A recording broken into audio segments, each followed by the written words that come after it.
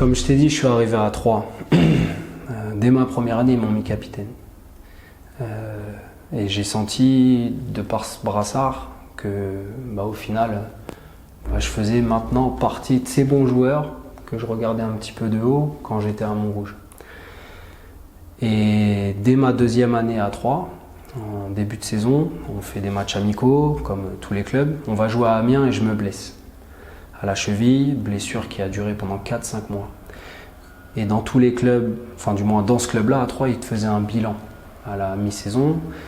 J'ai eu rendez-vous avec mon coach, à l'époque en U16 nationaux, et avec le responsable du centre, Daniel Zorzetto.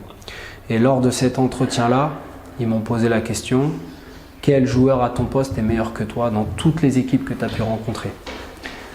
Et ma réponse a été que celui du PSG était bon, celui de Metz était bon, celui de Sochaux était très bon. Et le directeur du centre a tapé sur la table et m'a dit quand est-ce que tu vas prendre confiance en toi, conscience que tu es un bon joueur et conscience que tu as le potentiel pour. Et il m'a mis une petite claque. Et à l'heure actuelle, je m'en rappelle encore, puisque je me suis dit que si maintenant un jeune me répond ça, me répond la même chose, peut-être que je lui rentre dedans aussi et je lui dis qu'il a des qualités, il faut qu'il arrête de se comparer et surtout de se sous-estimer. Et c'est un petit peu, je pense, ce caractère-là, tu vois, d'avoir envie d'écraser le mec qui était à côté de moi, même si c'était mon coéquipier, qui m'ont peut-être empêché de m'imposer et de sortir professionnel.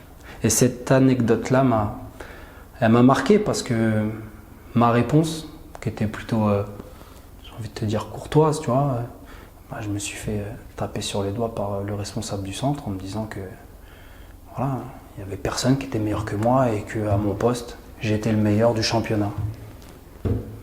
Pas à mes yeux à cette époque-là, malheureusement.